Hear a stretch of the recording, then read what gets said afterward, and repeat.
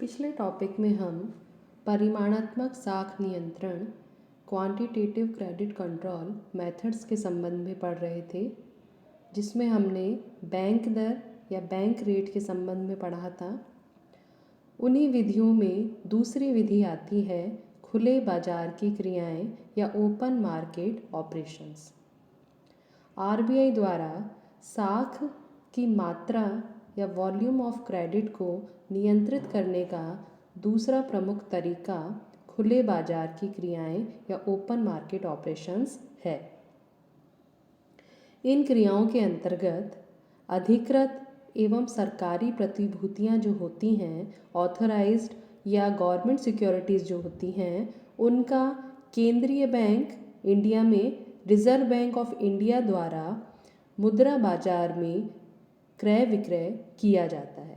मतलब open market operations के अंतर्गत आरबीआई ऑथराइज्ड जो सिक्योरिटीज़ हैं, गवर्नमेंट सिक्योरिटीज़ हैं, उनका मनी मार्केट में परचेज एंड सेल करता है। इन क्रियाओं से व्यापारिक बैंक जो होते हैं, कमर्शियल बैंक जो होता है, उनकी साख सृजन क्षमता, ये हमने पढ़ा था कि कमर्शियल बैंक क्रेडिट क्रिएशन का काम करते हैं, साख सृजन का कार्य व्यापारिक बैंकों के द्वारा किया जाता है। तो खुले बाजार की क्रियाओं से व्यापारिक बैंकों की जो क्रेडिट क्रिएशन कैपेसिटी है या उनके पास जो ऋण देने के लिए जो कोष हैं जिनसे वो ऋण देते हैं, ऐसे जो उनके फंड्स हैं, ऋण योग्य कोष जो हैं उनके पास, उनको प्रत्यक्ष रूप में बढ़ाया अथवा घटाया जा सकता है। ओपन मार्केट ऑपरेशन के द्वारा आरबीआई कमर्शियल बैंक का जो क्रेडिट क्रिएशन की कैपेसिटी है या ऐसे फंड्स उनके पास जिनसे वो ऋण देते हैं, उन कोषों की मात्रा को आरबीआई नियंत्रित करता है, उनको बढ़ाता है या घटाता है। मुद्रास्फीति के समय, इन्फ्लेशन के समय आरबीआई प्रथम श्रेणी के बिलों तथा प्रतिभूतियों को बेचता है। मतलब इन्फ्लेशन के टाइम सेंट्रल बैंक जो है वो इन सिक्योरिटीज़ का सेल करता है, सेलिंग ऑफ सिक्योरिटीज़ का तरीका अपनाता है। इससे क्या होता है, जब वो सिक्योरिटीज़ को सेल करेगा आरबीआई, तो इनके खरीदार कौन होंगे, इसका परचेज़र कौन होगा सिक्योरिटीज़ का? कमर्शियल बैंक, व्यापारिक बैंक होंगे तथा अन्य संस्थान जो भी होते हैं वो केंद्रीय बैंक को भुगतान करते हैं।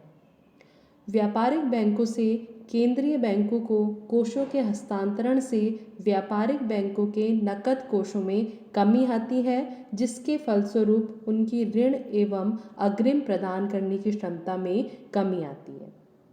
अभी हमने पढ़ा इन्फ्लेशन के time central bank first class जो सिक्योरिटीज़ हैं उनको सेल करेगा।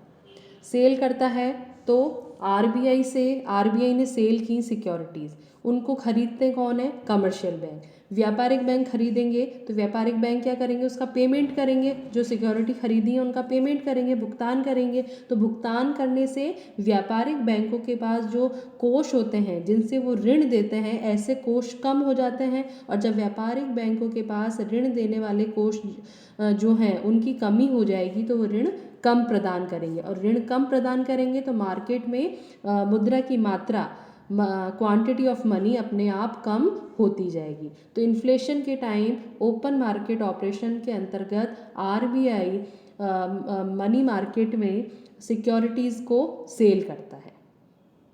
इसके बाद यदि हम डिफ्लेशन की बात करें या मुद्रा संकुचन की बात करें, उसके समय आरबीआई व्यापारिक बैंकों से प्रतिभूतियों का क्रय करता है, जिसके कारण कोषों का हस्तांतरण केंद्रीय बैंक से व्यापारिक बैंकों की ओर होता है, और व्यापारिक बैंकों के कोषों में वृद्धि होने से निवेश, उत्पादन तथा रोजगार के स्तरों में वृद्धि होती है।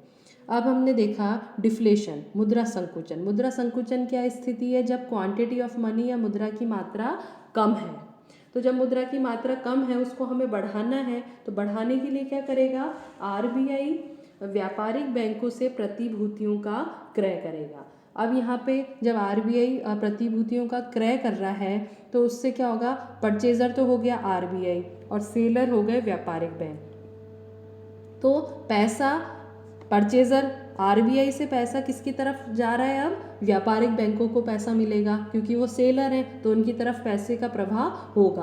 और पैसा व्यापारिक बैंकों के पास आने से उनके जिनसे वो ऋण देते हैं ऐसे कोषों में वृद्धि होगी और उनकी ऋण देने की क्षमता में भी वृद्धि होगी। जब ऋण ज़्यादा देंगे तो मार्केट में मुद्रा की मात्रा में वृद्धि होगी और मुद्रा की मात्रा बढ़ने से निवेश, उत्पादन, रोजगार सभी के स्तरों में भी वृद्धि होती जाएगी।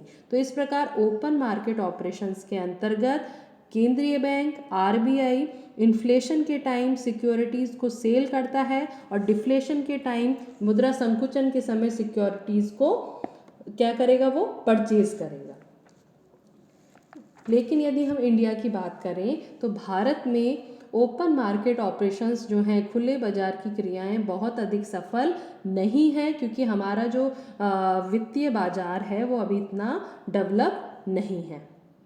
इसके बाद आता है हमारा थर्ड जो तरीका, तीसरी विधि जो आती है परिमाणात्मक साख नियंत्रण की है, वो है परिवर्तनशील कोषानुपात या वेरिएबल रिजर्व रेशोज। इसमें दो प्रकार के रेशो आते हैं, नकद कोष अनुपात और वैधानिक तरल अनुपात। वेरिएबल रिजर्व रेशोज क्या होते हैं?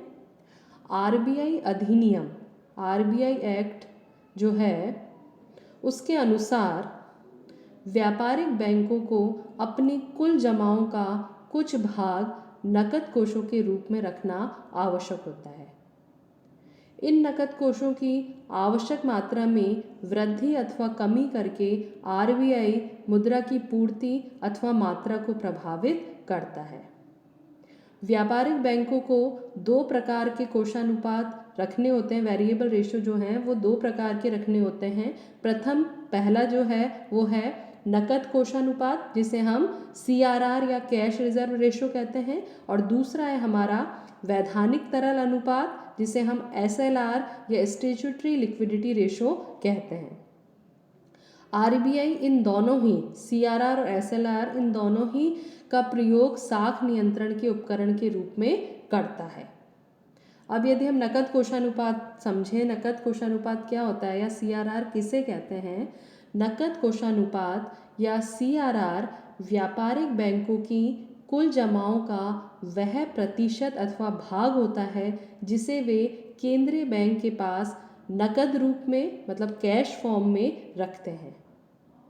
1962 तक मांग जमाओं का 5% तथा अवधि जमाओं मतलब टर्म डिपॉजिट का 2% भाग नकद कोषानुपात के रूप में अलग अलग रखना पड़ता था व्यापारिक बैंकों को। 1962 तक टाइम डिपॉजिट और डिमांड डिपॉजिट, मांग जमा क्या होती है? डिमांड डिपॉजिट, और टाइम डिपॉजिट, डिमांड डिपॉजिट वो हैं, मांग जमाएं वो हैं जो किसी समय अवधि से संबंधित नहीं होती हैं, उनको वापस विड्रॉ कस्टमर जो है, जो डिपॉजिटर है, वो कभी भी कर सकता है। और अवधि जमाएं, टाइम डिपॉजिट वे जमाएं होती हैं जो किसी समय से संबंधित होती हैं और उससे पहले यदि कस्टमर या डिपॉजिटर उनको विड्रॉ करता है तो उस पर ब्याज की कटौती की जाती है या कम ब्याज दिया जाता है। जितना निर्धारित किया गया है उससे कम ब्याज दिया जाता है।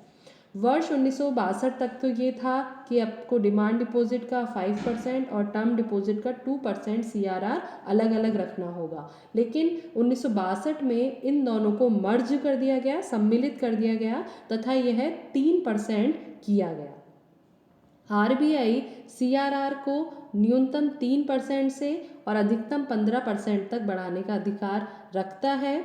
आरबीआई देश की आवश्यकताओं, व्यापारिक आवश्यकताएं जो हैं उनके अनुसार समय समय पर CRR में परिवर्तन करता है। इन्फ्लेशन के टाइम CRR को बढ़ाया जाता है, क्योंकि इन्फ्लेशन के टाइम जब हम CRR को बढ़ाते हैं तो बैंकों की ऋण देने की क्षमता कम हो जाती है। व्यापारिक बैंक जो हैं उनकी ऋण देने की क्षमता जो है वो कम होती जाती है।